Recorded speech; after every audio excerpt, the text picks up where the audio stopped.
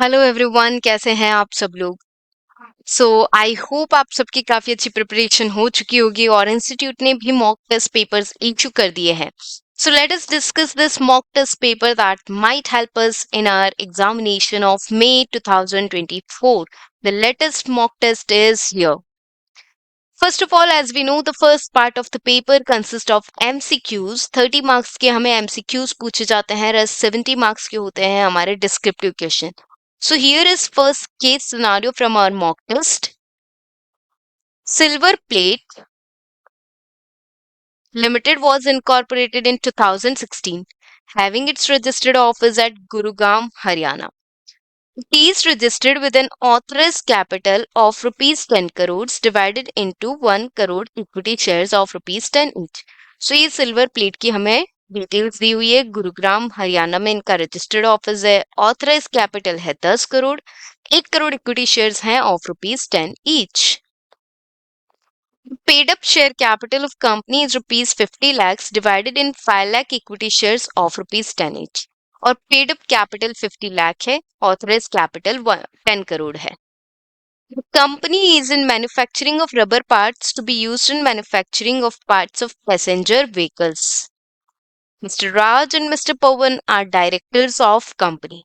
Mr. Siddharth, son of Mr. Raj, on 8th Jan 2022, advanced a loan of rupees 50 lakh and at an interest of 8% per annum, and the loan is expected to be repaid after a period of 36 months. Okay. So ये है दोस्तों एक private company, और private company में mister राज mister पवन जो है director है। Mister Siddharth जो है मिस्टर राज के बेटे हैं, मतलब Siddharth is relative of director.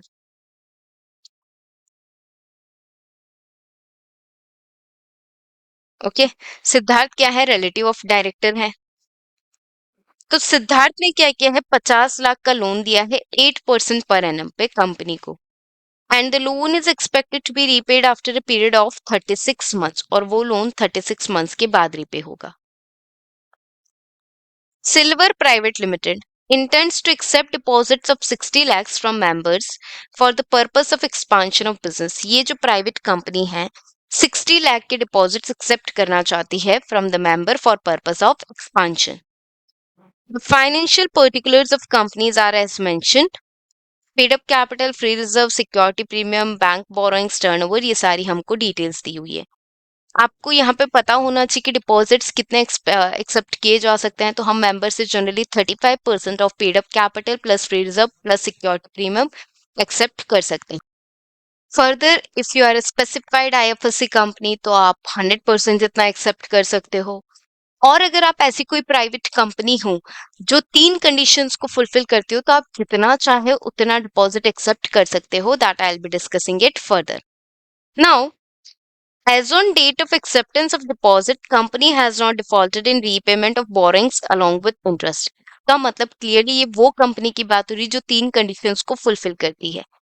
कौन सी 3 कंडीशंस थी? ऐसी प्राइवेट कंपनी जिसने डिपॉजिट्स के रीपेमेंट को लेकर कोई डिफॉल्ट ना किया हो, रीपेमेंट से रिलेटेड कोई डिफॉल्ट नहीं होना चाहिए, ना तो प्रिंसिपल अमाउंट को रीपे करने में ना ही इंटरेस्ट को रीपे करने में कोई डिफॉल्ट होना चाहिए।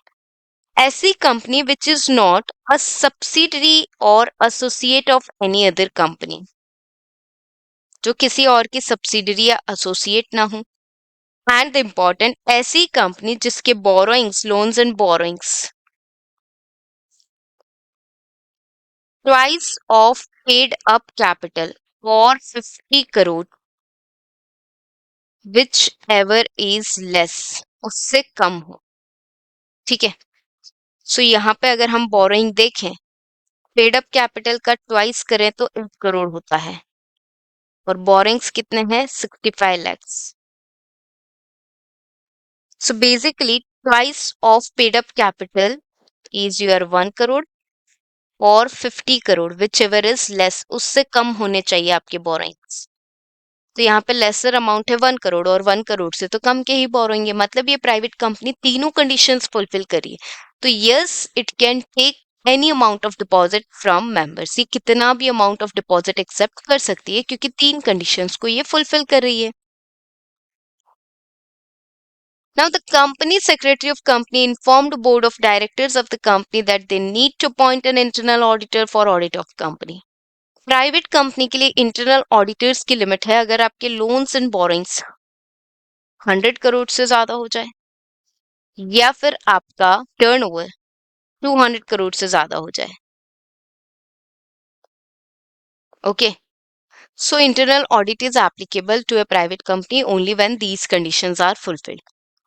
The board stated that statutory auditor is already performing audit function and there is no need to appoint internal auditor as it causes additional burden on company. अभी सेक्रेटरी का ऐसा मानना है कि भाई statutory auditor board of director का ऐसा मानना है कि स्टैट्यूटरी ऑडिटर ऑलरेडी काम कर रहा है तो इंटरनल ऑडिटर की जरूरत नहीं है. The company require funds for purpose of meeting working capital requirement. The company approached the bank for meeting working capital requirement and availed a loan of rupees 65 lakhs from bank. The loan is secured by personal guarantee of directors of company. और इस loan के बदले director ने अपनी personal guarantee दी है. Now, on the basis of above facts and by applying provisions of Companies Act, हमें करने हैं मल्टीपल क्वेश्चंस जो दिए हुए हैं इस केस स्टडी पे बेस्ड. सबसे पहला, with respect to loan advances by Mr. Siddharth to Silver Private Limited, whether the same can be classified as deposit or not. Okay. अब यहाँ पे मिस्टर सिद्धार्थ ने यहाँ पे पैसा दिया था 50 लाख, ठीक है, और 8% पर एनम के हिसाब से दिया था. प्राइवेट कंपनी में जब डायरेक्टर का रिलेटिव पैसा देता है तो उसे हम डिपॉजिट नहीं मानते हैं प्रोवाइडेड वो रिलेटिव हमको क्या दे, डिक्लेरेशन फाइल करके दे कि ये पैसा वो कहीं और से बोरो करके या डिपॉजिट लेकर ना लाया हो. तो let us check our options here. It will be treated as deposit as loan is advanced by Mr. Siddharth who is neither a director nor the shareholder of company. ये तो एकदम गलत बात बोली क्योंकि प्राइवेट कंपनी के case में directors दे सकते हैं, डायरेक्टर्स के रिलेटिव्स दे सकते हैं पैसा. It will be treated as deposit as loan is given by relative of director. Not a correct answer. It will not be treated as deposit as Siddharth has given loan to company at an interest of 88%. Interest ले रहा है इसलिए deposit नहीं है, ये भी सही नहीं है. It will not be treated as deposit if Siddharth gives a written declaration to the effect that loan is advanced by him from his own source of funds, not from borrowings or accepting loans or deposit from others. And the company shall disclose details of money accepted in board's report. Now that is perfect answer. अगर सिद्धार्थ हमें ये return declaration दे देता है कि ये पैसा वो खुद से लाया है, कहीं और से बोरो करके, कहीं और से लोन एक्सेप्ट करके नहीं लाया है, और वो चीज का डिस्क्लोजर हम बोर्ड्स रिपोर्ट में भी दे दें तो उस अमाउंट को हम डिपॉजिट नहीं मानते हैं. ये सेम चीज अप्लाई करती है अगर आप डायरेक्टर से भी पैसा ले रहे हैं तो उससे रिटर्न डिक्लेरेशन लेंगे. अगर आप पब्लिक कंपनी हो तो सिर्फ डायरेक्टर से पैसा ले सकते हो, अगर आप प्राइवेट कंपनी हो तो डायरेक्टर प्लस रिलेटिव से पैसा ले रहे हो तो वो डिपॉजिट नहीं है. बस हमें डिक्लेरेशन चाहिए होगा इस चीज का as well as a disclosure in board report. ठीक है, ऑलराइट, चलिए. With respect to acceptance of deposits from members, which of the below mentioned statement is correct? Member से डिपॉजिट एक्सेप्ट करिए कंपनी, कौन सा स्टेटमेंट करेक्ट है? Silver Private cannot accept deposit of more than paid up capital which is 50 lakhs. Silver Private can accept deposit of 60 lakh from member as it is less than twice of paid up capital or 50 crore whichever is less. Okay. Silver Private Limited cannot accept deposit of more than higher of aggregate of paid up capital free reserves which is 70 lakhs and borrowings which is 65 lakhs. Silver Private Limited cannot accept deposits of more than aggregate of paid up capital and free reserves which is 70 lakhs. So much of confusion in the answer. Now let us check out. Okay. First of all, basic limit that I have told you is you can accept 35% of your paid up capital plus free reserve plus security premium. उसका 35% जितना आप deposit ले सकते हो member से. Okay. Paid up capital plus free reserve 20 lakhs plus security premium. Okay. So 70 plus 10 that is 80 lakhs. Okay. दूसरा ये था, अगर आप आईएफएससी पब्लिक या प्राइवेट कंपनीज होते हैं तो आप 100% इतना ले सकते हैं। तीसरा ये था कि अगर आप प्राइवेट कंपनी हो जो ये 3 कंडीशन फुलफिल करते हो तो आप कितनी भी अमाउंट का डिपॉजिट ले सकते हो। सो अगर हम तीसरा देखें तो ये प्राइवेट कंपनी ने कोई डिफॉल्ट नहीं किया, ऐसा यहाँ पे लिखा हुआ है, ठीक है। ना ही ये किसी और की subsidy associate company, because no information is given, we are presuming that. और उसका जो बोरोइंग है वो twice of paid up capital और rupees 50 crore whichever is less, उससे कम है बोरोइंग उसका। इसका मतलब ये कंपनी जितना चाहे उतना डिपॉजिट एक्सेप्ट कर सकती है। अब हमें ऑप्शंस में से वो सिलेक्ट करना है जो मोस्ट एप्ट हो। फर्स्ट ऑफ ऑल ये ऐसा बोल रहे कि 50 लाख जितना ही ले सकते हैं, ये तो गलत बोल रहे हैं, ठीक है। अगर आप बाकी के ऑप्शन देखो, लास्ट ऑप्शन देखो कि silver can accept deposit more than higher of, can not accept more than higher of, higher कौन, 70 और 65 लाख। ऐसा कुछ भी नहीं है कि भाई पेड अप कैपिटल और borrowing whichever is higher, ऐसा कोई कंडीशन नहीं है, मतलब ये भी आउटराइटली रिजेक्टेड। अब यहाँ पे बोला है कि silver can not accept more than paid up plus free reserve. देखो यहाँ पे भी आपको ध्यान रहना चाहिए, सिक्योरिटी प्रीमियम भी तो ऐड होना चाहिए था, तो ये कंडीशन भी करेक्ट तो नहीं है।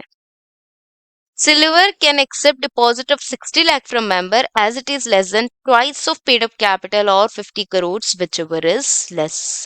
So yes, this condition is proper in this case. ये सबसे apt है कि ये एक ऐसी कंपनी है जो उन एक्सेप्शन में फॉल करती है, तो ये जितना चाहे उतना डिपॉजिट एक्सेप्ट कर सकती है।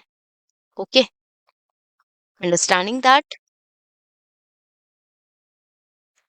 Now, is Silver Private Limited required to appoint internal auditor in accordance with provision of Companies Act 2013?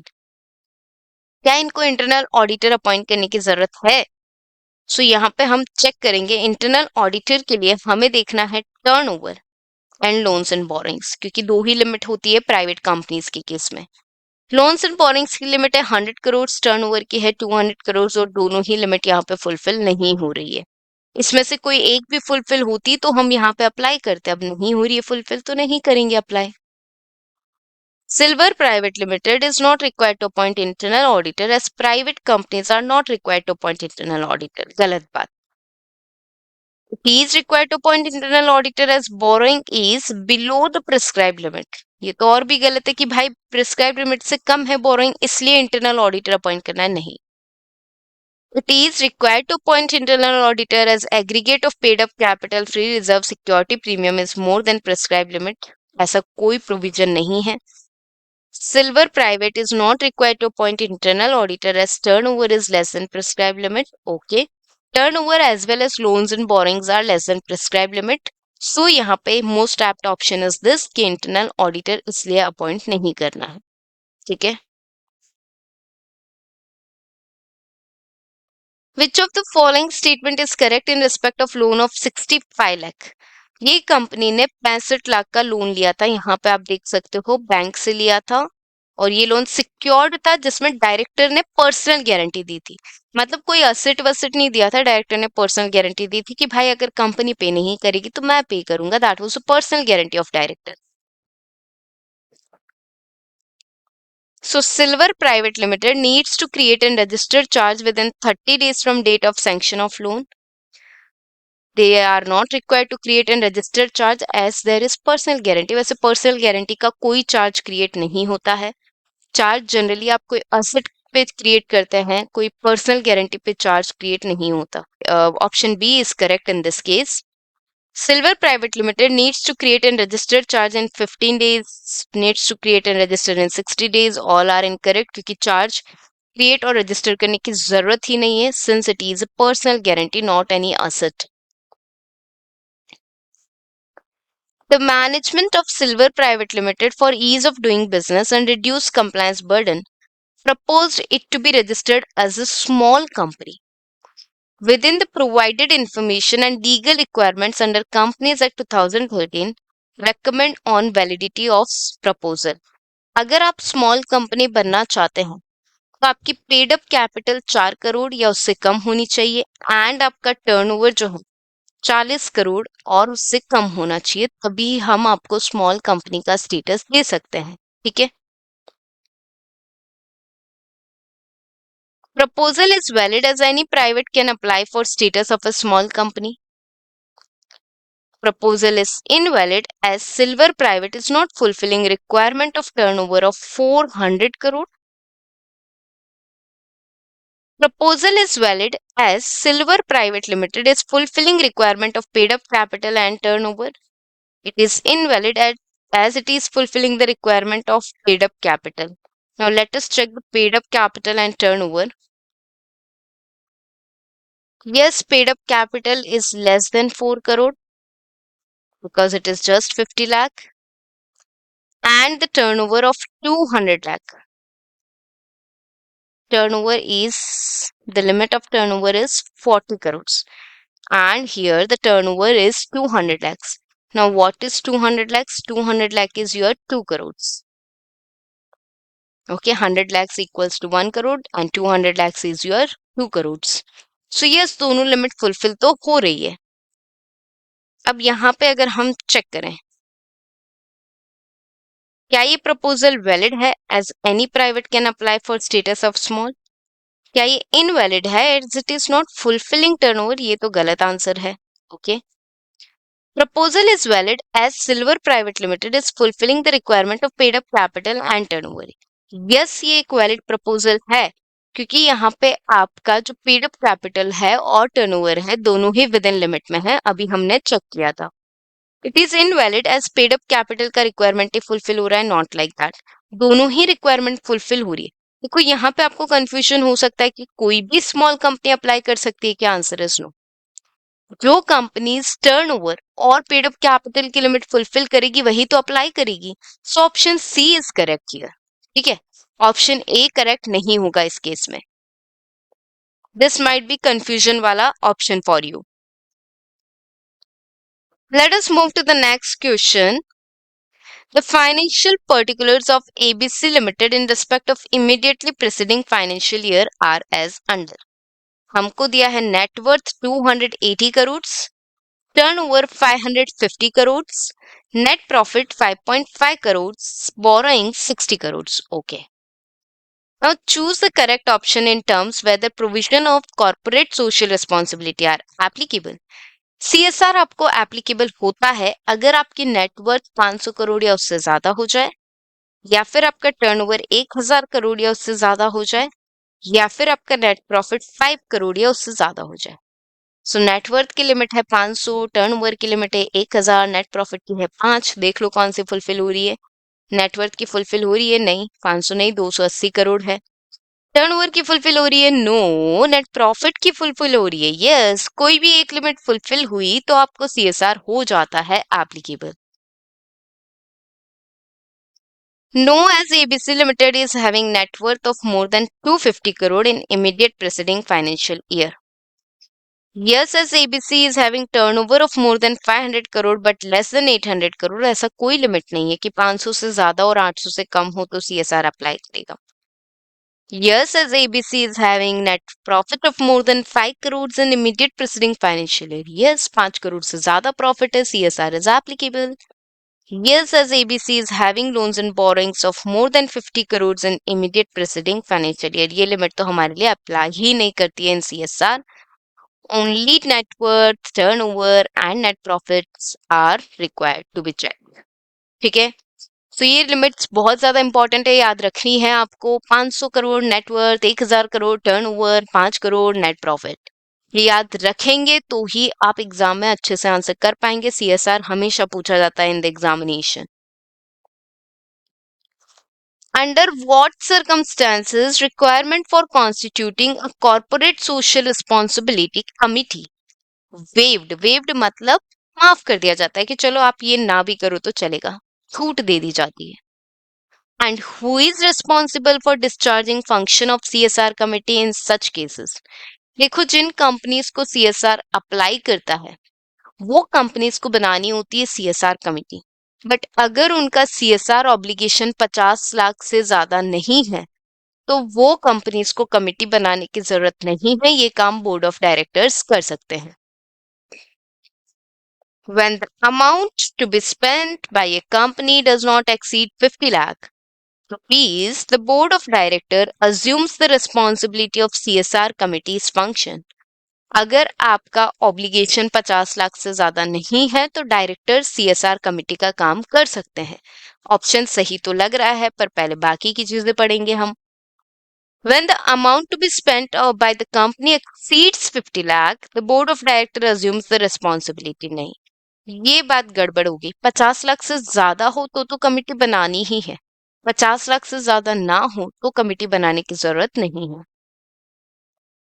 When amount to be spent does not exceed 50 lakh rupees, shareholders take the responsibility of CSR committee। No.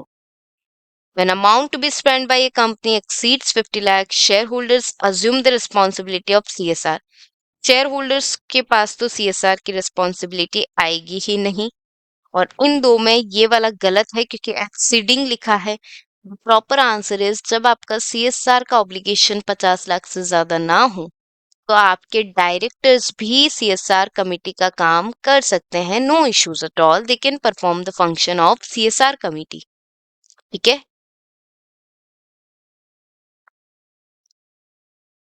Case scenario 2. Finally, we are moving to a second case study. Let us read about it.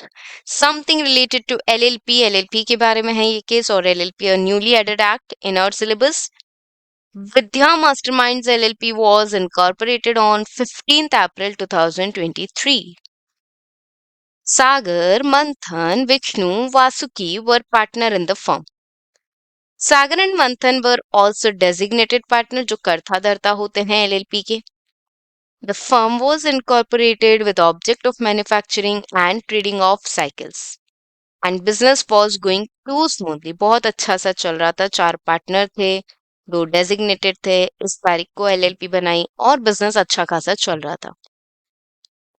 On 30th April 2023, some Mr. Vidyaram Tolaramani filed an application to registrar that he has registered trademark in the name of Vidya Masters, which he has got registered before 15th April 2023।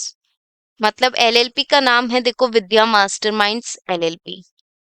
और यहाँ पे ये जो तोला रमानी है ये बोल रहे हैं कि भाई विद्या मास्टर का नाम का ट्रेडमार्क तो मैंने रजिस्टर कराया था 15 अप्रैल 2023 से पहले।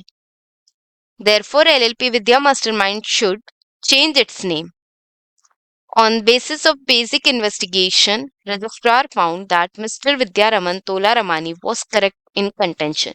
रजिस्ट्रार ने जब इन्वेस्टिगेट किया तो पता चला कि भाई ये तोला रमानी जो है सही कह रहा है। Registrar sent a direction to Vidya Mastermind LLP to change its name as it too nearly resembles with the trademark of Mr. Vidyaram Tolaramani, that is Vidya Masters। तो यहाँ पे रजिस्ट्रार ने LLP को ऑर्डर दिया कि आप अपना name change कर लो क्योंकि आपका नाम तोला रमानी के रजिस्टर्ड ट्रेडमार्क से काफी ज्यादा रिजेंबल करता है, मिलता जुलता है, और आप नियरली रिजेंबल करता हो ऐसा नाम तो रख ही नहीं सकते।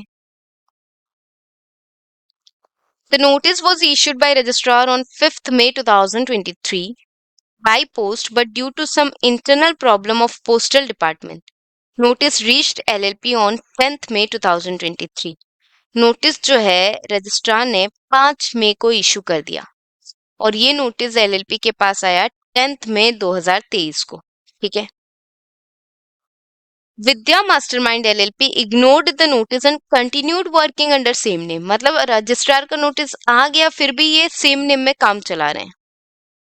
On 15th August 2023, registrar Suomoto allotted LLP a new name, Sahitya Masterminds LLP, and entered the new name in register of LLP and issued a fresh certificate of incorporation to Vidya Mastermind LLP with new name। देखो, अगर आप registrar का order 3 months में comply नहीं करते हो तो registrar के पास पावर है कि वो खुद से आपको नया नेम दे सकता है। तो रजिस्ट्रार ने वही किया है, उन्होंने मोटो एक नया नेम अलॉट कर दिया साहित्य मास्टरमाइंड, और वो नया नेम रजिस्टर में एंटर भी कर दिया और फ्रेश सर्टिफिकेट भी दे दिया उस LLP को। Vidya Masterminds LLP, now Sahitya Masterminds LLP, was not comfortable with new name। नए नेम से ये कंफर्टेबल नहीं थे, ऑब्वियसली काफी टाइम से बिजनेस कर रहे थे पुराने नेम से। So it started the process to change the name allotted by registrar।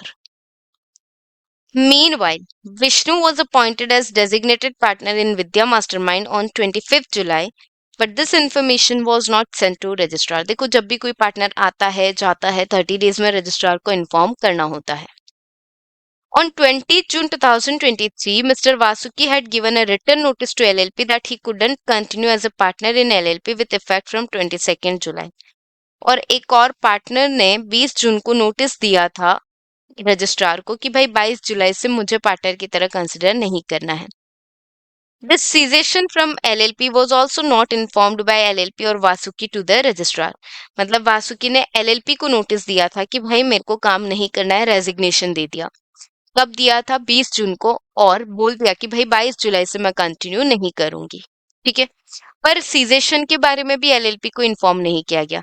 देखो कोई पार्टनर एडमिट हो मतलब आए, सीजेशन मतलब जाए, आपको रजिस्ट्रार को इन्फॉर्म करना है, that is compulsory on the part of LLP. On the basis of above facts and by applying applicable provisions of LLP Act 2008 and applicable rules therein, choose the correct answer of the following MCQs। अब आते हैं हमारे सवाल related to this। When the registrar directed Vidya Mastermind LLP to change its name, by which date LLP should have changed the name of LLP? जब registrar ने order दिया था तो एलएलपी के लिए 3 मंथ्स कहाँ से काउंट होंगे? ओके, हमें फिर से जाना पड़ेगा डेट्स पे। Let us go to the dates again. यहाँ पे एलएलपी को रजिस्ट्रार ने ऑर्डर दिया था 5 मई 2023 को, जो एलएलपी के पास 10 मई 2023 आया। जिस दिन ऑर्डर इशू होता है उससे 3 मंथ्स में, 3 months from the order of registrar. So 5 मई से 5 जून, 5 जुलाई, 5 अगस्त, 5 अगस्त तक कर लेना था नाम चेंज। ठीक है, let us check the answers. 5th August within a period of 3 months from date of issue of direction. 10th August, that is within a period of 3 months from date of receiving of direction by the firm. By any time according to convenience of Vidya Mastermind, ये तो एकदम गलत। And Vidya mastermind is not liable, ये भी गलत। अगर आपका name किसी से रिजेंबल करता और रजिस्ट्रार आपको ऑर्डर दे तो नाम चेंज कर देने का होता है कितने समय में? 3 months from the date of issue of direction by registrar. Registrar के डायरेक्शन से 3 months में नाम तो चेंज करना होगा। Okay, so first option is correct in this case. Vishnu was appointed as designated partner in Vidya Mastermind LLP on 25th July 2023. By what time limit LLP should have informed the registrar? अगर कोई भी partner appoint होता है किसी भी date को तो उससे 30 डेज में रजिस्ट्रार को इन्फॉर्म करना होता है। सो 25 जुलाई से 30 डेज कब कंप्लीट होंगे? तो 25 जुलाई में 6 दिन हो जाते हैं आपके जुलाई के, क्योंकि 26, 27, 28, 29, 30, 31 डेज 6 दिन हो जाते हैं जुलाई के, और बचे हुए डेज अगस्त के। सो 24 अगस्त तक आपको रजिस्ट्रार को इन्फॉर्म कर देना था। सो डेट्स आर 9th अगस्त नहीं, 24th, 25th, 25th अक्टूबर। अब देखो जहां कंफ्यूजन होता है स्टूडेंट्स को वो ये दो ऑप्शन है, option B and option C. क्यों कंफ्यूजन है? देखो यहाँ पे एक ही दिन का डिफरेंस है, पर आपको ध्यान रखना है 30 डेज था, वहां पे 1 मंथ नहीं था। अगर 1 मंथ होता तो ऑप्शन सी करेक्ट होता, but provision states that 30 days within appointment. So option B is correct in this case, option B सही है यहाँ पे। Whether Mr. Vasuki will be liable for penalty for not intimating the registrar about appointment of Mr. Vishnu as designated partner. So basically Vasuki जिसने resignation दे दिया था already, right? पर ये resignation का नोटिस ऐसा कुछ था ना, sorry, mister Vasuki given a written notice to LLP कि वो कंटिन्यू नहीं कर पाएगा 22 जुलाई से, पर इस चीज का इंफॉर्मेशन आपने रजिस्ट्रार को नहीं दिया था। तो जब तक रजिस्ट्रार को सीजेशन का नोटिस नहीं जाता तब तक फॉर्मर पार्टनर, फॉर्मर मतलब पुराना partner, continues to be liable, वो लायबल रहेगा, वासुकी लायबल रहेगा क्योंकि रजिस्ट्रार को नोटिस नहीं गया है सीजेशन का। No, as he was not a partner in LLP on the date of appointment of designated partner. Okay. Yes, former partner is regarded still being a partner. Okay, first point अगर आप देखो, designated partner appoint कब हो रहा है? 25 जुलाई को। ठीक है। और यहाँ पे वासुकी ने 22 जून को ही, शायद 20 जून को ही रिजाइन कर दिया था। तो ये ऐसा बोल रहा है कि भाई उसने रिजाइन कर दिया था, वो तो अपॉइंटमेंट के वक्त था ही नहीं, तो क्या वो लायबल होगा? तो ये ऑप्शन करेक्ट इसलिए नहीं है क्योंकि अभी तक सीजेशन के बारे में रजिस्ट्रार को इन्फॉर्म नहीं किया गया है. So yes, as former partner is to be regarded still being a partner unless a notice has been delivered to registrar by former partner or LLP. So जब तक ये former partner और या LLP रजिस्ट्रार को inform ना कर दे तब तक वो former partner liable रहता है. Yes, even if notice has been delivered to registrar by LLP about retirement, no. अगर आप रजिस्ट्रार को बता देते हैं, इन्फॉर्म कर देते हैं, तो वो पार्टनर लायबल नहीं रहेगा. No in any case mister Vasuki will not be liable, ये भी गलत है. Option B is correct in this case, क्योंकि वो एक फॉर्मर पार्टनर है जिसके सीजेशन के बारे में हमने अभी तक रजिस्ट्रार को इन्फॉर्म नहीं किया है, तो yes that former partner remains liable. चलिए फटाफट से डिस्कस करते हैं case scenario 3. Tech Inspiration Private Limited was incorporated on 30 June 2018. The main object of company was to provide guidance classes for engineering aspirants. For this purpose, they opened a coaching center at Freedom Plaza, Bhagwan Talkies, Bypass Road, Agra. Premise was owned by the company. Company also made employment appointment committee for systematic selection and appointment of employees, including faculties for teaching. So ये company है engineering aspirants को coaching provide करने के लिए. ये coaching provide करेंगे आगरा में, और इन्होंने क्या किया है, कमिटी भी बनाई है, एम्प्लॉय अपॉइंटमेंट कमिटी, जिसका काम है फैकल्टीज अपॉइंट करना, टीचिंग के लिए अच्छी अच्छी फैकल्टीज अपॉइंट करना. In first lab committee appointed 9 teachers, 3 clerical staff and 1 peon. 9 teachers, 3 clerical staff और 1 पियोन को इन्होंने अपॉइंट किया था कमिटी ने. For purpose of expansion of business, company decided to open a branch of company at nearby city of Agra. After due research, company decided to open its branch at city Bharatpur, which was just 50 kilometers far from Agra. The company approached Mr. Raghuram Meena, owner of land at Bharatpur, suitable for company. तो भरतपुर में जमीन लेने के लिए पहुंचे हैं कि भाई रघुराम मीना एक लैंड ओनर है, उससे हमें जमीन लेनी है, इसलिए वहां पहुंचे हैं. Mr. Raghuram Meena leased his land for 10 years to Tech Inspiration Private Limited. The land had a small temple of Lord Ganpati at its center. The company constructed classrooms on land and many students joined coaching classes. Besides it, the temple generated some income in form of चढ़ावा, donation. अब भगवान का मंदिर है तो लोग चढ़ावा तो चढ़ाएंगे, डोनेशन से भी कमाई हो रही है. Mr. Raghuram Meena claimed the income of temple with the contention that he had leased only the land, not the temple. Okay. So Mr. Raghuram Meena का कहना है मैंने सिर्फ जमीन दी है, आपको टेम्पल नहीं दिया है. ओके. अब यहाँ पे सोचना पड़ेगा, temple is a thing attach to the earth. Yes it is a thing attach to the earth. Yes it falls in the immovable property. Further, one more problem arose in company employee appointment committee found that one of faculty Nitesh Gupta is not performing well. एक faculty अच्छा नहीं पढ़ा रही है. He was not justifying his duties, therefore employee appointment committee decided to terminate him with effect from 31st January 2024 and send him notice of termination by properly addressing by registered post to Nitesh Gupta. And Nitesh Gupta refused to accept the notice and returned back it to the postman. क्या हुआ, एक बंदा अच्छे से नहीं पढ़ा रहा था तो उसको टर्मिनेट करना था 31 जैन से. सो नोटिस भेजा गया प्रॉपर एड्रेस के साथ रजिस्टर्ड पोस्ट के थ्रू नितेश गुप्ता को. नितेश गुप्ता जी ने वो नोटिस को एक्सेप्ट करने से मना कर दिया. After 2 months on 1st April 2024, Mr. Nitesh Gupta filed a suit against the company for claiming salary from 1st January to 31st March. तो 31st जनवरी तक उनको निकाल देना था. अब नितेश गुप्ता सैलरी मांग रहे हैं 1st जनवरी से 31st मार्च की, with the view that his appointment cannot be terminated because of 2 reasons.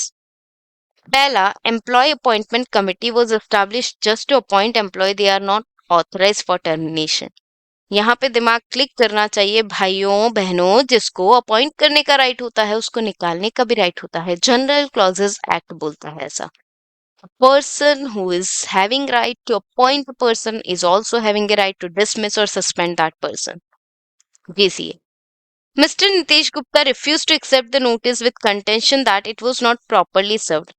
देखो दोस्तों, अगर नोटिस रजिस्टर्ड पोस्ट के थ्रू जाता है जो कि यहाँ पे गया है, अगर नोटिस प्रॉपर एड्रेस के साथ जाता है, प्री पेमेंट के साथ जाता है, तो it is a valid notice. सामने वाला मना कर दे इसका मतलब ये नहीं होता है कि नोटिस वैलिड डे सर्व नहीं हुआ। तो ये दोनों कंटेंशन तो हो जाते हैं इनके गलत। पर हम पढ़ लेते हैं सवाल क्या है हमारे यहाँ पे। Whether Mr. Raghuram Meena is correct in his claim whether he may claim the income of temple. The answer is no। देखो आप जमीन दे रहे हो, जमीन के साथ टेम्पल अटैच्ड है तो वो भी गया, ठीक है। Yes, Mr. Raghuram Meena was correct as he leased only land, not temple situated on such land. Temple was attached to the earth. Temple is a constructed building, not a land. ये तो गलत ही जवाब है। No, immovable property in terms of General Clauses Act 1897 includes lands, benefit of lands, things attached to earth, permanently fastened, and anything attached to the earth. So benefits attached to land and income from temple will be of Tech Inspiration Private Limited, क्योंकि आपकी जमीन गई तो जमीन के साथ जो चीजें अटैच्ड थी वो भी गई और उसके जो बेनिफिट्स है वो भी गए। No, it is right of Tech Inspiration Limited to decide that who will claim the income of temple. नहीं, ऐसा कुछ भी नहीं है। ये सिंपल सी बात है कि इन्होंने पूरी की पूरी लैंड लीज पे दी है, तो लैंड, लैंड के बेनिफिट्स, लैंड के साथ जो चीजें अटैच्ड है वो भी जाएंगी साथ में। So here option C is correct because of the definition of immovable property. Whether employee appointment committee may terminate Mr. Nitesh Gupta. Even the authority letter given to employee appointment committee has no specific clause authorizing for termination of employees. भले ही ये committee सिर्फ appoint करने के लिए बनी है पर ये निकाल भी सकती है। No, as employee appointment committee was authorized only for appointment, not for termination. Wrong answer.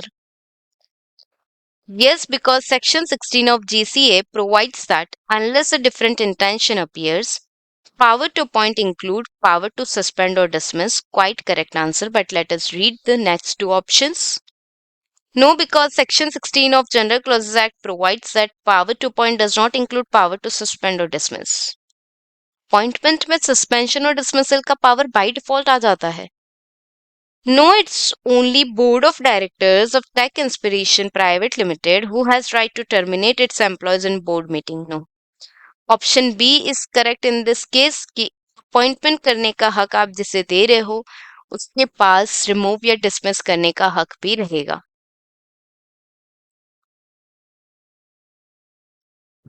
Whether the refusal to accept the notice sent by post by Mr. Nitesh Gupta would be term as not serving of notice of termination। नहीं, देखो notice आ गया है, तुम reject करते हो तो तुम्हारा problem है।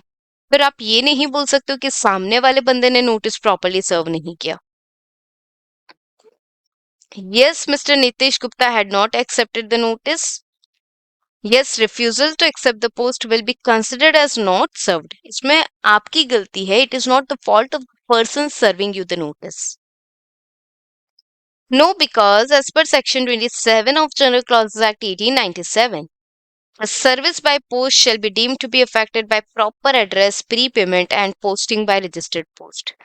तो यस, जब आप प्रॉपर एड्रेस लिख देते हैं और प्री पेमेंट कर देते हैं, रजिस्टर्ड पोस्ट सेलेक्ट कर लेते हैं, तो नोटिस मान लिया जाता है कि आपने प्रॉपरली सर्व किया है।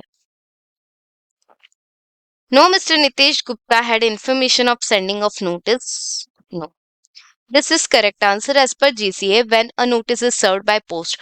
प्रॉपर एड्रेस, प्री पेमेंट हो, रजिस्टर्ड पोस्ट हो, मतलब सब कुछ बराबर है। सामने वाला पर्सन डिनाई कर लेता है, that doesn't mean your notice is not serve.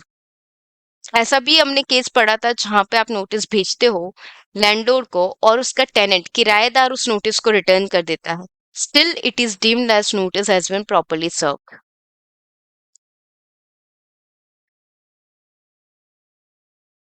Mr. Amar, a resident individual, wants to remit $60,000. to his son in USA after winning a big lottery. भाई लॉटरी का पैसा आप रेमिट नहीं कर सकते हो. Considering the provision of Foreign Exchange Management Act 1999, choose the correct action which Mr. Amar would take to remit the amount to his son in USA.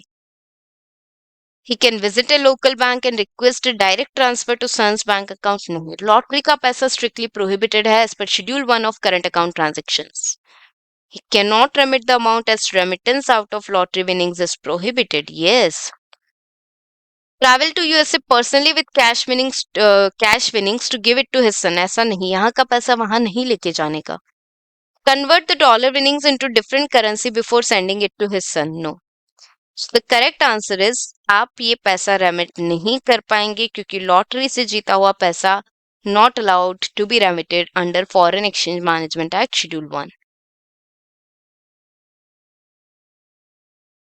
Mr. Prakhar, an Indian resident individual, wishes to obtain foreign exchange for gift remittance of total $50,000.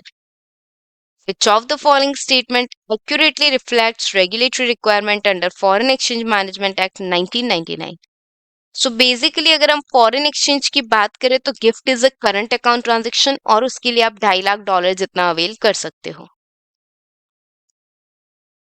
Mr. Prakhar can freely remit $50,000 for gift as it is current transaction and the amount of remittance is less than $5 lakh. Quite correct. Prakhar must seek prior approval from RBI for remittance exceeding $50,000. No.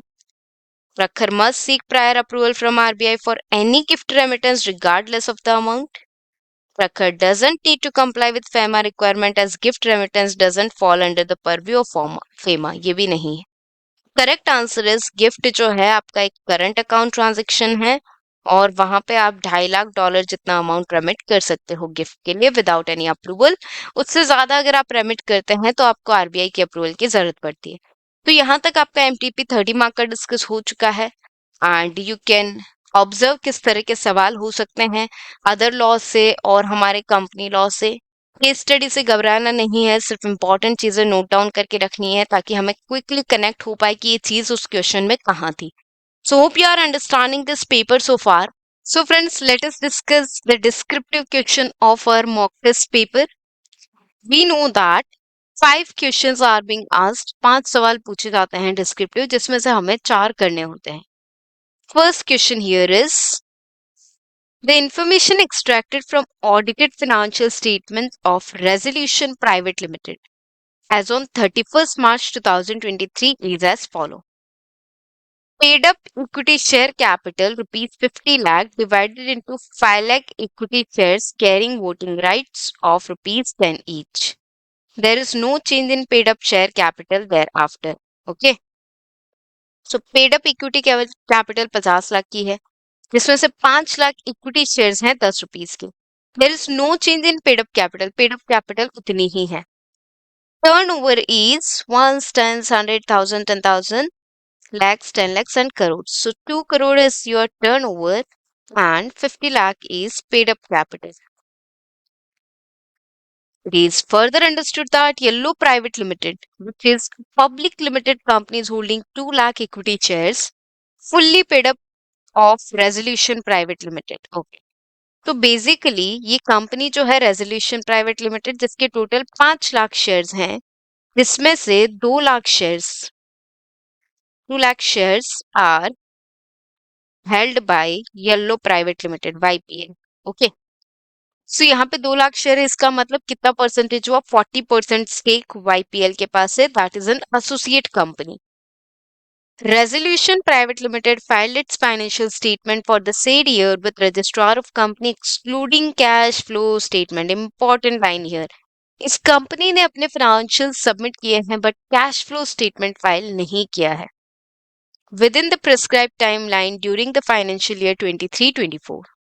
The ROC has issued a notice to Resolution Private Limited as it had failed to file the cash flow statement along with balance sheet and P&L. Registrar जो है यहाँ पे case file कर रहा है, resolution को notice भेज रहा है कि आपने आपके P&L बैलेंस शीट तो दे दिए बट कैश फ्लो नहीं है. आपको ये पूछा जा रहा है whether resolution private limited shall be deemed to be a small company whose significant shares are held by a public company. So यहाँ पे क्या resolution को small company माना जाना चाहिए? Here you should be knowing the limits of paid up capital and turnover. Small company के लिए paid up capital की लिमिट है 4 करोड़ एंड टर्नओवर की लिमिट है 40 करोड़. अगर हम यहाँ पर रेजोल्यूशन प्राइवेट को देखते हैं तो यहाँ पे पेड अप कैपिटल सिर्फ 50 लाख है एंड टर्नओवर 2 करोड़ है. मतलब दोनों ही लिमिट फुलफिल हो रही है. Both the limits are fulfilled here. So resolution को हम स्मॉल कंपनी मान सकते हैं. अब एक और प्रोविजन है जो ये बोलता है कि अगर आप होल्डिंग एंड सब्सिडरी कंपनी हो, अगर आप सेक्शन 8 कंपनी हो, अगर आप स्पेशल एक्ट कंपनी हो, तो आपको हम स्मॉल कंपनी नहीं मानेंगे. देखो यहाँ पे जो शेयर होल्डिंग है वाईपीएल के पास वो सिर्फ 40% है. अगर ये शेयर होल्डिंग 50% से ज्यादा होता तो रेजोल्यूशन वाईपीएल की सब्सिडरी बन जाती. उस केस में फिर हम रेजोल्यूशन को स्मॉल कंपनी का स्टेटस अलाउ नहीं करते. यहाँ पे क्योंकि ये सब्सिडरी कंपनी नहीं है और पेड अप कैपिटल और टर्नओवर भी प्रिस्क्राइब लिमिट में है, तो हम आरपीएल को क्या मान सकते हैं? We can consider it as a small company. Whether Resolution Private Limited defaulted in financial statement, the answer is no. क्योंकि स्मॉल कंपनीज को कैश फ्लो स्टेटमेंट बनाने से एग्जम्पशन मिला है. Small companies, OPC companies, they are not required to file cash flow statement in the financial statements. वो चाहे तो बना सकते हैं बट कंपलसरी नहीं है. So I hope you understood this practical question well based on accounts of company and small company. Let's check the answer in this case. क्या बोलता है आंसर? सो यहाँ पे क्योंकि रेजोल्यूशन प्राइवेट लिमिटेड का पेड अप कैपिटल 50 लाख है, turnover 2 crore है, तो it can be categorised as a small company. अब कुछ कंपनीज जिनको कैश फ्लो नहीं बनाना है वो है 1 person, small company, dormant company. They don't need to prepare cash flow statement.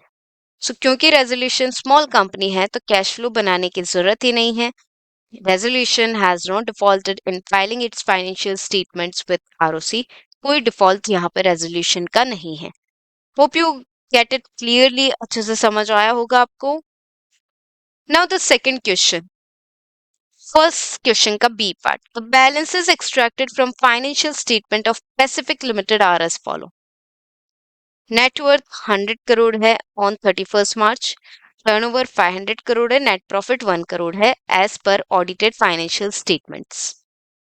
और यहाँ पे 30 सितंबर के प्रोविजनल अमाउंट्स भी दिए हुए हैं, मतलब ईयर एंड के भी है और जो ईयर चल रहा है उसके भी 30 सितंबर तक के फिगर्स दिए हुए हैं यहाँ पे. Explaining the provisions of Companies Acts, you are requested to examine whether Pacific Limited is required to constitute Corporate Social Responsibility Committee during the second half of financial year 23-24. CSR के लिए आपको जो limits हैं वो net worth की limit है 500 crore, turnover की है 1000 करोड़ और नेट प्रॉफिट की है 5 करोड़. इनमें से कोई भी लिमिट स्ट्राइक होगी और सीएसआर अप्लाई हो जाएगा. यहाँ पे नेटवर्थ देखें तो 500 करोड़ नहीं है, टर्नओवर भी 1000 करोड़ नहीं है, नेट प्रॉफिट भी 5 करोड़ नहीं है. मतलब सीएसआर कमेटी बनाने की जरूरत नहीं है. कंफ्यूजन वाला पार्ट ये है कि मैम ये फिगर दे रखे हैं इसमें तो 1000 करोड़ है, आपको प्रोविजनल देखना ही नहीं है. आपको सीएसआर की एप्लीकेबिलिटी के लिए लेटेस्ट ऑडिटेड फाइनेंशियल स्टेटमेंट्स के फिगर देखने होते हैं. सो जो ऑडिटेड फाइनेंशियल स्टेटमेंट्स के फिगर्स होंगे उसके बेसिस पे आप सीएसआर की एप्लीकेबिलिटी तय करेंगे. तो सबसे पहले in your provision you shall be mentioning that as per section 135 of companies act 2013, following companies are required to prepare CSR committee. A company जिसका नेटवर्थ 500 करोड़ और मोर हो, या फिर टर्नओवर 1000 करोड़ और मोर, या फिर नेट प्रॉफिट 5 करोड़ और मोर, तो उन कंपनीज को सीएसआर कमेटी बनाने की जरूरत पड़ती है. ठीक है. उसके बाद हम लिखेंगे कि ये फिगर जो हम देखते हैं figures as per latest audited financial statements होता है. और क्योंकि यहाँ पे इस कंपनी के फिगर्स हिट नहीं हो रहे हैं कोई भी, सो सीएसआर कमेटी की जरूरत तो नहीं है. No committee is required in this case. In the given question, company does not fulfill any of given criteria for immediate preceding financial year, hence it is not required to constitute CSR committee for the financial year 23-24. काफी आसान सवाल based on CSR, a very important topic from your chapter 9. Smart Limited declared dividend at its annual general meeting held on 31st July 2023. The dividend warrant to Mr. A shareholder, was posted on 22nd August. Dates are important. Dividend declare हुआ 31 जुलाई को और warrant भेजा गया 22 अगस्त को. Due to postal delay, mister A received the warrant on 5 September.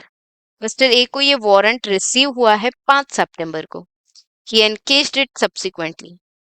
Can mister A initiate action against company for failure to distribute dividend within 30 days of declaration under provision of Companies Act?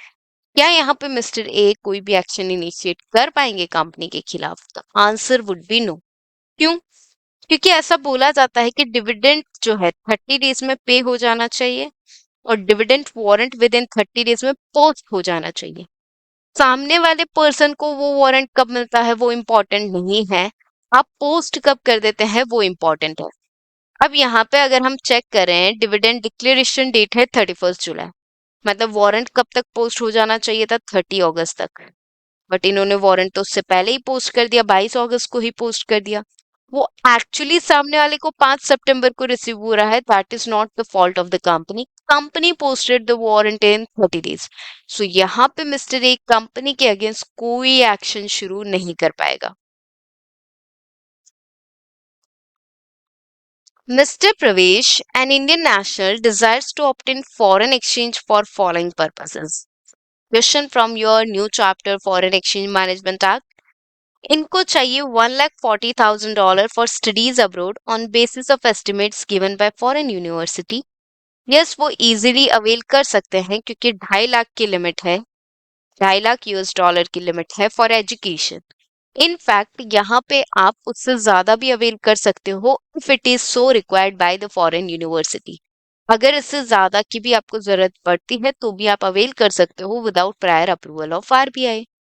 Because education, medical expenses और आपका immigration, ये ऐसी चीजें हैं जहां पे आपको 2.5 लाख से ज्यादा का लिमिट भी अवेल करने का हक दिया गया है. $10,000 for remittance towards hiring charges of transponders. Hiring charges of transponders के लिए $10,000 चाहिए, आप ले पाएंगे, बट यहाँ पे आपको परमिशन लेनी पड़ेगी. परमिशन किसकी लेनी पड़ेगी? Permission need to be taken of ministry of communication, broadcast and information technology की परमिशन लेनी पड़ेगी. उनकी परमिशन से आप $10,000 पे कर पाएंगे. ठीक है. Now let us move to question number 2. Samyak Limited is a company engaged in business of manufacturing papers. Kindly explain provision related to quorum in meeting as per the provision of Companies Act. Direct question of 5 mark. quorum के provisions हमें पूछे हैं. अब यहाँ पे हमें theoretical question में क्या क्या लिखना चाहिए? First of all, आप ये बताओ कि भाई quorum होता क्या है? Quorum means minimum number of members that must be present to initiate the meeting. Meeting शुरू करने के लिए या मीटिंग को वैलिडेट करने के लिए मिनिमम जितने मेंबर्स चाहिए होते हैं वो होता है quorum. ठीक है. सम्यक लिमिटेड एक पब्लिक कंपनी है, तो पब्लिक कंपनी के लिए quorum 3 पार्ट पे डिवाइड है. अगर आपके मेंबर्स 1000 तक है, if members are less than 1000, not exceeding 1000, तो उस सिचुएशन में quorum है 5 मेंबर्स पर्सनली प्रेजेंट. अगर आपके मेंबर्स 1000 से ज्यादा है, more than 1000 but up to 5000 तक है, तो quorum इज 15 मेंबर्स. अगर मोर देन 5000 है तो quorum is your 30 members personally present. इसके अलावा हम और क्या लिख सकते हैं? तो इसके अलावा आप ये लिख सकते हैं कि भाई जो लोग प्रॉक्सी होते हैं वो quorum में काउंट नहीं होते हैं. जो गवर्नर और प्रेसिडेंट के रिप्रेजेंटेटिव होते हैं वो quorum में काउंट होते हैं. गवर्नर और प्रेसिडेंट के रिप्रेजेंटेटिव होते हैं. इसके अलावा कोई बॉडी कॉर्पोरेट्स के रिप्रेजेंटेटिव है तो वो काउंट होते हैं quorum में. quorum जो है वो throughout the meeting present रहनी चाहिए, not just in the beginning, throughout the meeting. अगर मीटिंग में within 30 minutes quorum present नहीं होती है तो मीटिंग हो जाती है एडजन। एडजन कब? To the next week, same day, same time, same place. Okay, so ये सारे प्रोविजंस है कोरम से रिलेटेड जो आप अपने आंसर्स में ऐड कर सकते हैं।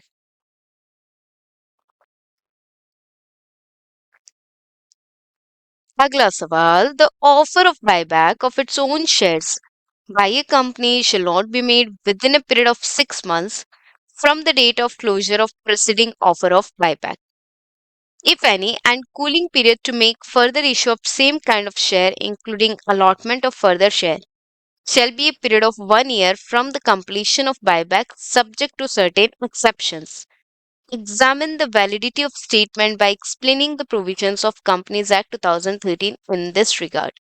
अब यहाँ पे ऐसा बोला जा रहा है कि आप फ्रेश बायबैक का ऑफर कब तक नहीं दे सकते हैं और आप सेम काइंड ऑफ सिक्योरिटीज कब तक इश्यू नहीं कर सकते। अगर आपको टाइम लिमिट याद हो तो ही आप ये क्वेश्चन को आंसर कर पाएंगे। अब यहाँ पे बात तो सही बोली बट टाइम लिमिट्स उल्टी सीधी लिखी है। अगर आप बायबैक कर चुके हैं एक बार तो आपका नेक्स्ट बायबैक 12 मंथ्स के बाद होगा, मतलब 1 ईयर के बाद। और जिन सिक्योरिटीज का आप बायबैक करते हो वो सेम काइंड ऑफ सिक्योरिटी आप 6 महीने तक इश्यू नहीं कर सकते हैं, ठीक है। अब ये बोल रहे हैं offer of buyback shall not be made within a period of 6 months from date of closure of preceding offer of buyback. गलत है, यहाँ पे टाइम लिमिट 1 ईयर की होनी चाहिए। And cooling period to make further issue of same kind of share, जो आप purchase कर रहे हो उसी वही शेयर अगर आप वापस इश्यू करना चाहते हो तो वो आप 1 ईयर नहीं 6 मंथ्स तक नहीं कर सकते हो। तो टाइम लिमिट्स उल्टा सीधा लिखा है फ्रॉम कंप्लीशन ऑफ बायबैक, सो ये स्टेटमेंट वैलिड नहीं होता है। Buyback means when the company is purchasing its own securities, और जब ये कंपनी परचेज कर लेती है तो बायबैक खत्म होने के बाद सेम तरह की सिक्योरिटी 6 महीने तक अलॉट नहीं की जा सकती है। और इसके अलावा जो नेक्स्ट ऑफर है बायबैक देने का वो है 1 ईयर की टाइम लिमिट के बाद आप नेक्स्ट ऑफर बायबैक इशू कर सकते हो, ठीक है। Mr. Rachit purchased a new house and after some time he shifted to his new house. He was regularly filing income tax return but he didn't update his address with income tax department. Shift हो गए हैं but address update नहीं किया है। Income tax department sent a show cause notice to Mr. Rachit, whereby the time limit for reply was 15 days from service of notice. Income tax department ने एक notice दिया रचित को जहां पे उनको बोला कि 15 दिन में आप हमें रिप्लाई करना। Notice was properly sent by registered post, notice registered post से भेजा, उसके एड्रेस पे भेजा which was in records of income tax department. The notice reached at old house and present owner of that house refused to accept the notice. पुराने घर पे भेजा और वहां के ओनर ने वो नोटिस एक्सेप्ट करने से रिफ्यूज कर दिया। After a certain period, Income Tax Department took a penal action against Mr. Rachit. He requested department that he shouldn't be charged as he didn't receive the notice. Advice in the terms of provisions of General Clauses Act whether sending of show cause notice by income tax would be considered proper service of notice. देखो आपका GCA क्या बोलता है बच्चों, अगर आप notice भेज रहे हो, सर्व कर रहे हो नोटिस, तो 3 बातें फुलफिल हो तो हम उसे प्रॉपर नोटिस बोल देते हैं। अगर आप वो नोटिस प्रीपेड मतलब पहले से ही पैसा पूरा पे करके फिर भेजते हो, प्रॉपर एड्रेस पे भेज रहे हो आप, ठीक है, एंड इसके अलावा आप यहाँ पे रजिस्टर्ड पोस्ट यूज कर रहे हो। सिर्फ नथिंग इज मेंशन और ये 3 चीजें आप फुलफिल कर लेते हो तो notice is deemed to be duly served, properly दिया है, हम ऐसा मान लेते हैं। सामने वाला पर्सन उसको रिफ्यूज कर दे, रिजेक्ट कर दे, still it will be considered as notice is deemed as validly served, properly serve हुआ है। अब यहाँ पे आप मुझे ये बताइए कि अगर रचित ने एड्रेस अपडेट नहीं कराया है तो क्या इनकम टैक्स डिपार्टमेंट की गलती है? Answer is no. Income tax department के पास जो प्रॉपर एड्रेस था, इनकम टैक्स डिपार्टमेंट ने वही एड्रेस पे नोटिस भेजा, रजिस्टर्ड पोस्ट से भेजा, और साथ में ऐसा अज्यूम कर सकते हैं कि प्री पेमेंट करके ही भेजा है। सो ये नोटिस वैलिडली सर्व माना जाएगा। यहाँ पे रचित का ये कहना कि नोटिस बराबर सर्व नहीं हुआ, ये कहना वैलिड नहीं होगा। So that is your General Clauses Act's provision. सो कोई भी लेजिस्लेशन में जहां पे नोटिस सर्व करने की बात हो रही है, the service is deemed to be affected by proper address, pre payment and posting by registered post. ठीक है, आप नोटिस भेजते हैं लैंडलॉर्ड को और उसका टेनेंट उसे रिटर्न कर दे, still it is presumed that notice has been served. मतलब आपने किसी प्रॉपर एड्रेस पे भेजा, वहां जो टेनेंट रहता है वो रिजेक्ट या रिफ्यूज कर दे, फिर भी हम तो यही मानेंगे कि भाई नोटिस बराबर आया है। In the given case, Income Tax Department sent notice properly by registered post at address which was in the records of department. Hence, it was a proper notice. The refusal by current owner to accept the notice will not amount to the notice not properly served by Income Tax Department. It was duty of Mr. Rachit to update his address. Therefore, Income Tax Department यहाँ पे correct है. रचित को अपना address update करवाना चाहिए था.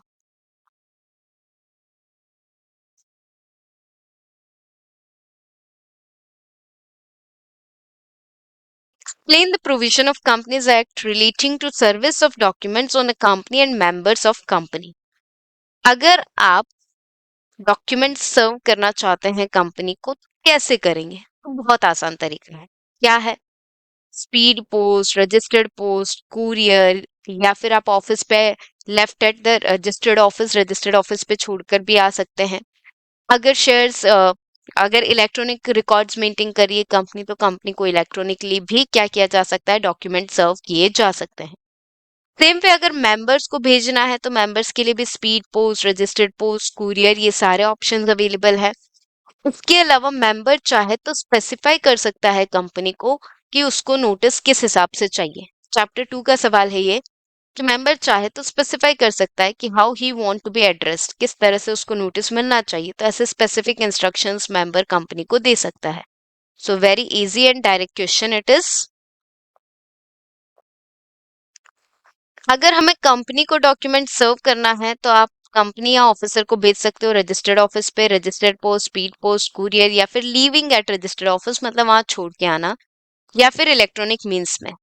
अगर आपकी सिक्योरिटीज डीमेट फॉर्म में है तो रिकॉर्ड्स ऑफ बेनिफिशियल ओनरशिप में be served by depository by means of electronic mode.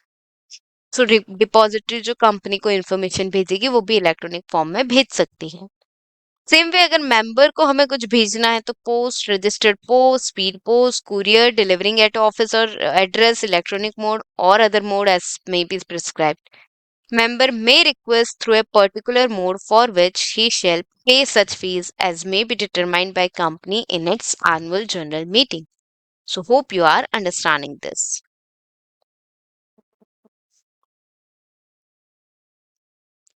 The promoters of J Limited contributed in shape of unsecured loan to the company in fulfillment of margin money requirements stipulated by State Industries Development Corporation Limited for granting loan. ये SIDCL है जो जे limited को loan दे रही है और इन्होंने stipulate मतलब condition लगाई है कि भाई प्रमोटर्स को भी थोड़ा पैसा कंट्रीब्यूट करना पड़ेगा in form of unsecured loan. In the light of provision of Companies Act and rules made thereunder, whether unsecured loan will be regarded as deposit or not. What will be your answer in case entire loan obtained from SIDCL is repaid? So basically अगर promoter company को पैसा दे रहे हैं unsecured loan के form में, क्यों दे रहे हैं? क्योंकि किसी फाइनेंशियल इंस्टीट्यूशन ने ऐसा कंडीशन रखा है, स्टिपुलेशन ऑफ फाइनेंशियल इंस्टीट्यूशन जो लोन दे रही है, ऐसा कंडीशन रखा है उन्होंने, इसलिए प्रमोटर अनसिक्योर्ड लोन दे रहे हैं. तो इस लोन को हम डिपॉजिट नहीं मानेंगे. जब तक ये फाइनेंशियल इंस्टीट्यूशन का लोन हमने ले रखा है तब तक प्रमोटर का दिया हुआ अमाउंट डिपॉजिट नहीं माना जाएगा.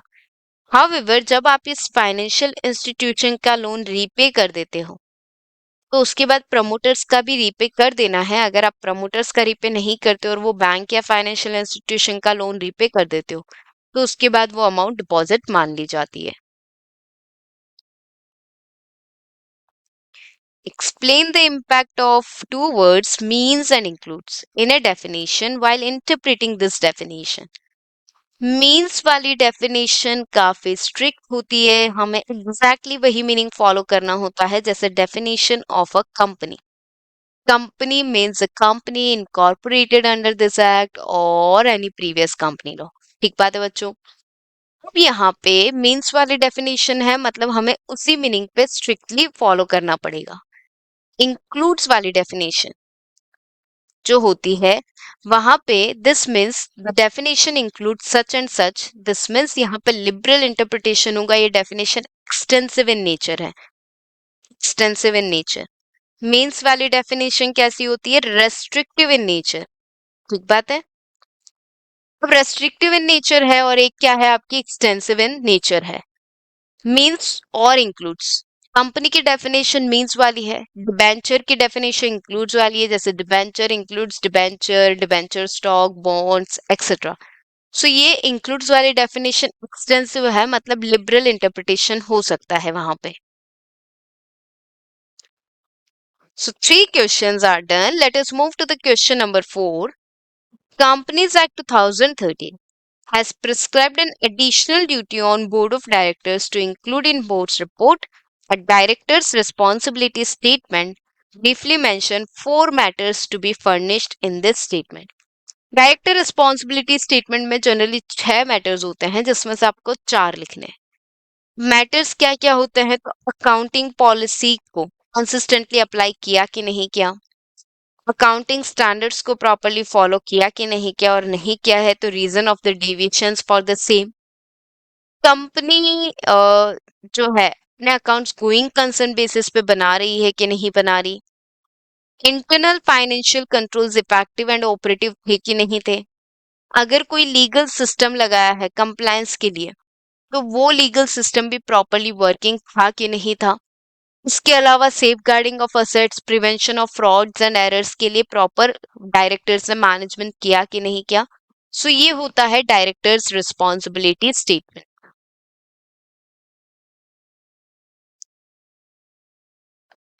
Mohan and Rakul are college friends and intends to do trading in musical instruments. College friends हैं, म्यूजिकल इंस्ट्रूमेंट्स में ट्रेडिंग करना चाहते हैं। They have met Mr. John and Miss Kate, who are non-resident Indian, and they all have decided to form LLP under name and style of Mohan John LLP with initial capital contribution of 1 lakh each. Mohan है, राकुल है, John है, cat है, और इन लोगों ने एक LLP बनाई है, मोहन जॉन एलएलपी। 1 लाख रुपए सारे लोग कैट इसमें कंट्रीब्यूट करेंगे। LLP was incorporated on 15th October 2020. LLP intends to appoint John and Kat as designated partner and consult same with its company secretary. You as a company secretary advise LLP on appointment of John and Kat as the only designated partner. So the provision of LLP states that minimum 2 designated partner होने चाहिए जो individuals हो। Individuals मतलब आपके और मेरे जैसे लोग, और उसमें एक शख्स तो रेसिडेंट होना चाहिए कम से कम, at least one of them shall be a resident in India. यहाँ पे डेजिग्नेटेड पार्टनर बनाया जा रहा है जॉन एंड कैट को, और दोनों के दोनों नॉन रेसिडेंट है तो नहीं चलेगा। सो ये जो डिसीजन है सिर्फ जॉन एंड कैट को डेजिग्नेटेड पार्टनर बनाने का, ये वैलिड नहीं है। मोहन एंड राकुल में से भी कोई एक पर्सन डेजिग्नेटेड पार्टनर होना चाहिए जो कि रेसिडेंट है। ठीक है, आ जाते हैं इंटरप्रिटेशन पे। In what way are following terms considered as external aid in interpretation? External मतलब जो आपके स्टैट्यूट के बाहर वाले एड्स है, आउटसाइड स्टैट्यूट। ठीक है। हिस्टोरिकल सिटिंग, हिस्टोरिकल सिटिंग का मतलब क्या? सो हिस्टोरिकल सेटिंग मीन्स जब वो कानून आया था कौन से सरकमस्टांसेस में बना था। यहाँ पे आपको उस कानून की पार्लियामेंट्री हिस्ट्री देखनी चाहिए, उसके अलावा लोगों के ऑथेंटिक वर्क्स देखने चाहिए। ठीक है, उससे पहले क्या लॉ थे, प्रीवियस स्टैट्यूट्स देखने चाहिए, जिससे आपको काफी कुछ समझ आता है about the current statute. So that is how it can help us to understand the intention, जिस इंटेंशन के लिए, जिस पर्पस के लिए कानून आया था। फॉरेन डिसीजन मतलब वो कंट्री जो सेम लॉ फॉलो करती है, same law same jurisprudence as ours, उनके डिसीजंस को हम अडॉप्ट कर सकते हैं। हाउएवर हमको प्राइम इंपॉर्टेंस देनी चाहिए लैंग्वेज ऑफ इंडियन स्टैट्यूट को। इसके अलावा अगर इंडियन केस लॉज या इंडियन जजमेंट्स अवेलेबल है, then reference to the foreign decision will be unnecessary. So we can follow foreign decision of the countries who follow the same system of jurisprudence as ours, जिनके यहाँ पे same कानून चलते हो जैसे हमारे। However, prime importance तो आपको हमारे स्टैट्यूट और उसकी लैंग्वेज को देनी है। एज वेल एज अगर इंडियन जजमेंट्स अवेलेबल है तो आपको फॉरेन डिसीजंस को रेफर करने की जरूरत नहीं है। Reference to it will become unnecessary. So that is what you can write in these 2 points. Direct theoretical question based on external aids of interpretation. ठीक है?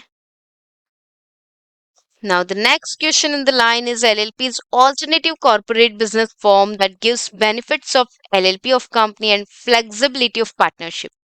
एक ऑल्टरनेटिव बिजनेस फॉर्म है जहां पे एलएलपी में कंपनी और पार्टनरशिप दोनों के बेनिफिट्स है। कैसे? देखो, एलएलपी में जो पार्टनर्स की लायबिलिटी होती है वो लिमिटेड होती है, जैसे कि कंपनी में मेंबर्स की लायबिलिटी लिमिटेड है। एलएलपी के पार्टनर्स की लायबिलिटी उतनी ही जितना उनको कैपिटल कंट्रीब्यूट करना है। फ्रॉड के केस में उनकी लायबिलिटी एक्सटेंड हो सकती है, अनलिमिटेड बन सकती है। Otherwise liability is limited up to the amount of agreed capital contribution. और यस, पार्टनरशिप की ही तरह LLP can be governed by a mutually arrived agreement between the partners and LLP. अगर एग्रीमेंट नहीं है तो schedule 1 of LLP can be followed. However LLP can be governed through a partnership agreement. Okay, LLP का agreement बन सकता है। So that is how it gives benefits of both. Company जितना compliances भी नहीं है यहाँ पे। ठीक है, हाउएवर पार्टनरशिप एलएलपी जो है सेपरेट एंटिटी है। देखो, कंपनी जैसे यहाँ पे सेपरेट एंटिटी है, गोइंग कंसर्न है, लिमिटेड लायबिलिटी है, कंप्लायंस कॉस्ट भी कम है, और पार्टनरशिप की फ्लेक्सिबिलिटी भी है यहाँ पे। सो that is the benefit of LLP.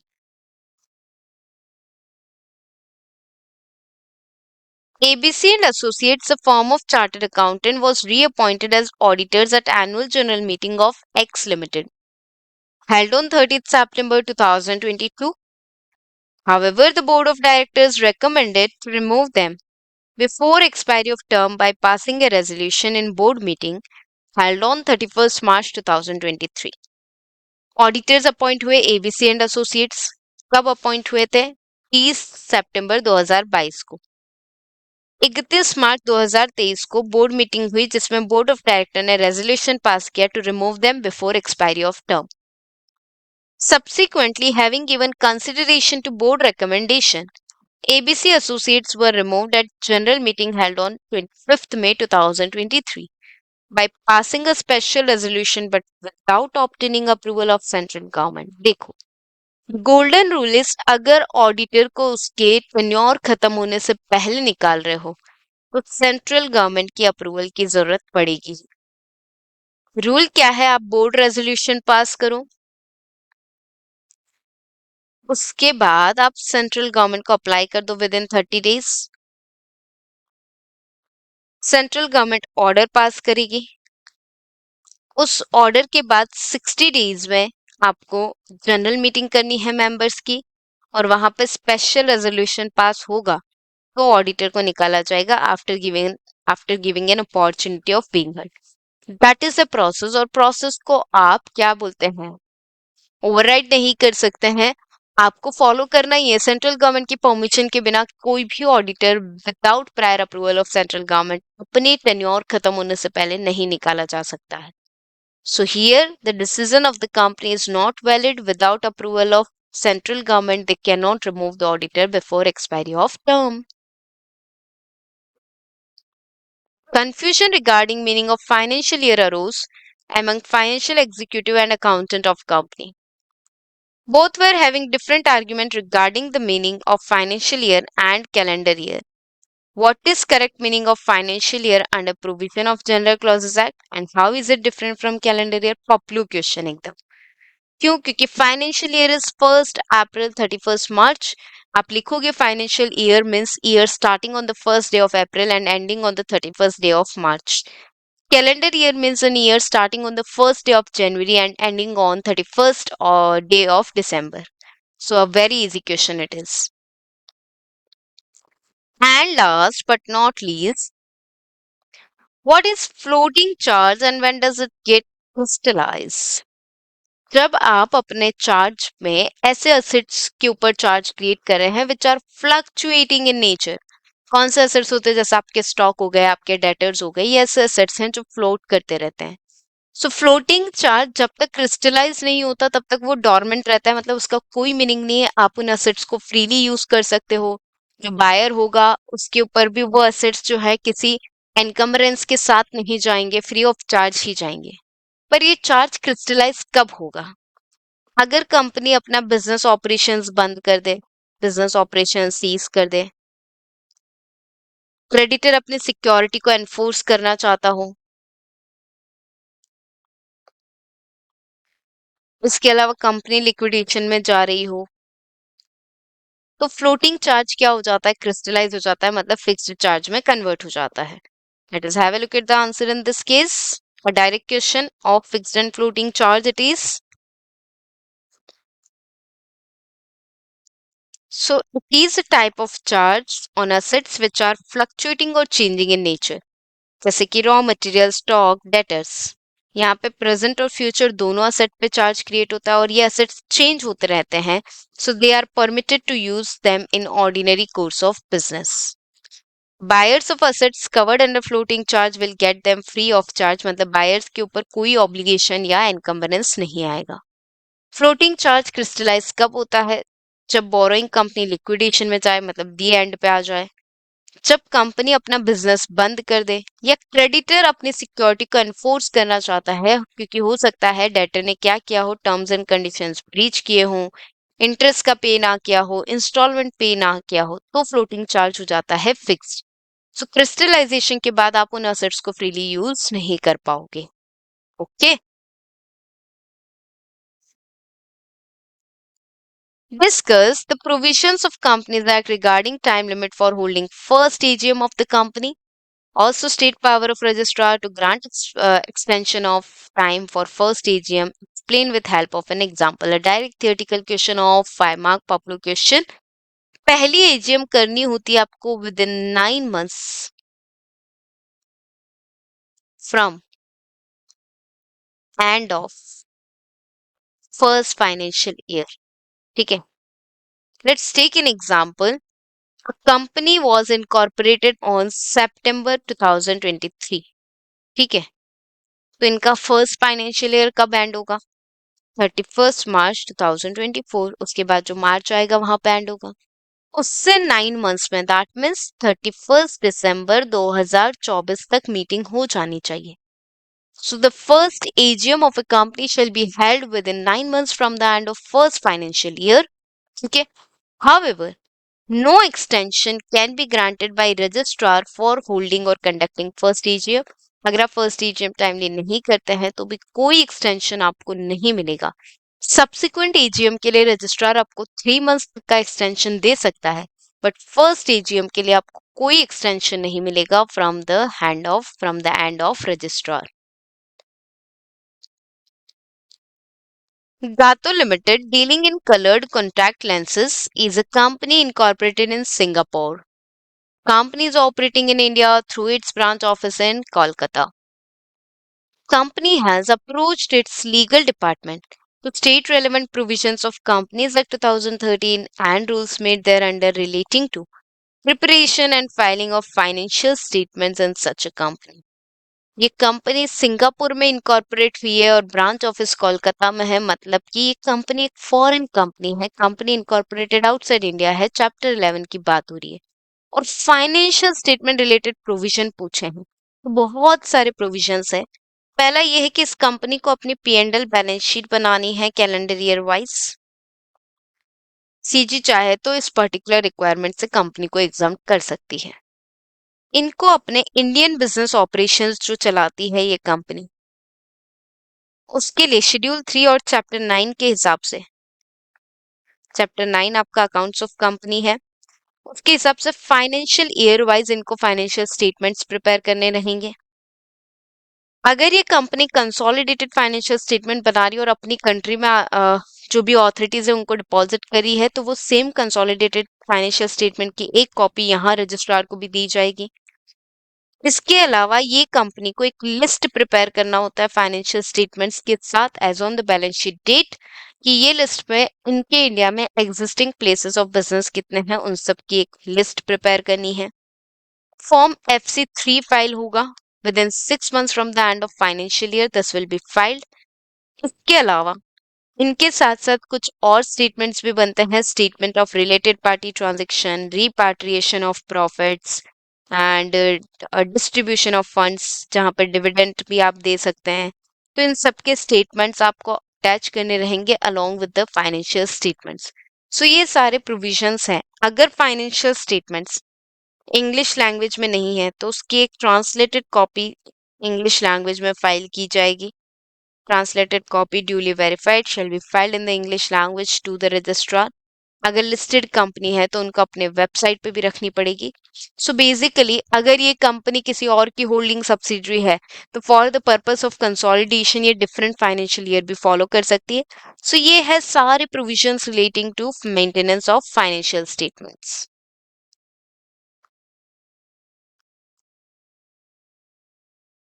देखो क्या करना है, सबसे पहले तो इनको P&L बैलेंस शीट बनाना है, ठीक है। इसके अलावा इसकी एक कॉपी डिलीवर करनी है रजिस्ट्रार के पास। फिर इंडियन बिजनेस ऑपरेशन के जो फाइनेंशियल स्टेटमेंट होंगे शेड्यूल 3 के हिसाब से होंगे, और जो भी डॉक्यूमेंट्स अटैच करने हैं वो चैप्टर 9 के हिसाब से होंगे for each financial year wise.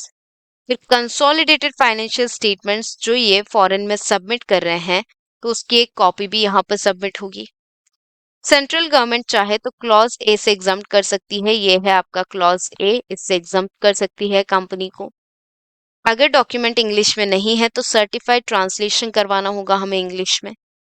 Company को रजिस्ट्रार को एक फाइनेंशियल स्टेटमेंट के साथ एक लिस्ट देनी होगी of all places of business at the date to which balance sheet is made, balance sheet date के हिसाब से एक लिस्ट बना के देनी है। एवरी फॉरेन कंपनी को FC3 फॉर्म FC3 में ये फाइनेंशियल स्टेटमेंट फाइल करने हैं along with the list of places of business established in India as on the balance sheet date. And the last question from our MTP is Miss Prabha, classical dancer of Bharatnatyam, wants to go USA for a performance. In this connection, she requires foreign exchange withdrawal of $50,000. Explain, Miss Prabha, the provision of Foreign Exchange Management Act 1999 in respect of permission required for such withdrawal of foreign exchange. अगर आप cultural tour के लिए foreign exchange चाहते हैं तो आप चाहे जितना विड्रॉ कर सकते हो, provided permission from ministry of human resource development is taken.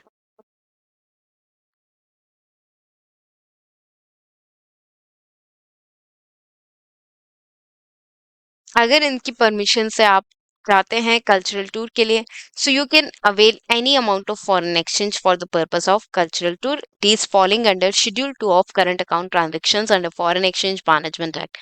I hope you understood this entire MTP well. I hope this discussion helps you and make you recall and revise all the provisions relating to your subject of law. All the best, my dear student.